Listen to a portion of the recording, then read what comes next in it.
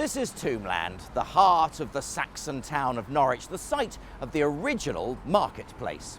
Here stood St Michael's Church, an important church which was pulled down around about 1100 by the Normans so they could build the cathedral. And behind me, the site of what was the palace of the bishops of East Anglia, later the Norman bishops. And when they moved their palace closer to the cathedral, it became firstly a hospice and was later leased out as the Mole Tavern or the Myrttle Fish Tavern. We know it today as the Maids Head Hotel. The Maids Head was a very important coaching inn during the 16th century, and here in what is now the restaurant area is where the passengers would alight. Well, the Maids Head claims to be the oldest hotel in the UK, based on the fact that the site's been used for hospitality really since the Anglo-Saxon times. The 16th century was really quite a time for the Maids Head.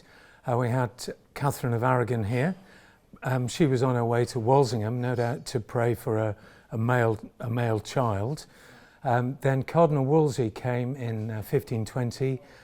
He actually stayed at the Bishop's Palace, but his whole entourage stayed at the Maids Head. He was here to sort out one of the regular tiffs between the city and the monks. And also the Kett brothers used the Maids Head as their headquarters, so that was really, must have been quite a time for the staff here.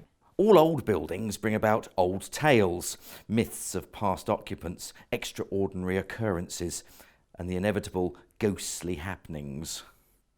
Well, one of the stories is about Thomas Anguish, who was mayor of Norwich in 1611. Now, his ghost supposedly walks through the restaurant area and then turns right, heading towards Tombland. And his house used to be on the edge of Tombland, where the entrance to the Maid's Head is. And then another story we have is about the Lavender Lady.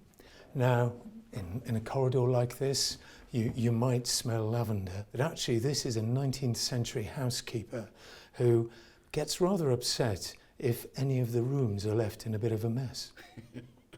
Every old building in our city has a fascinating story to tell, and that was just a small glimpse into 800 years of the Maids Head Hotel.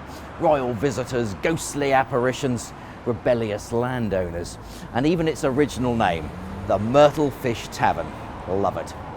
Chris Bailey for Mustard TV.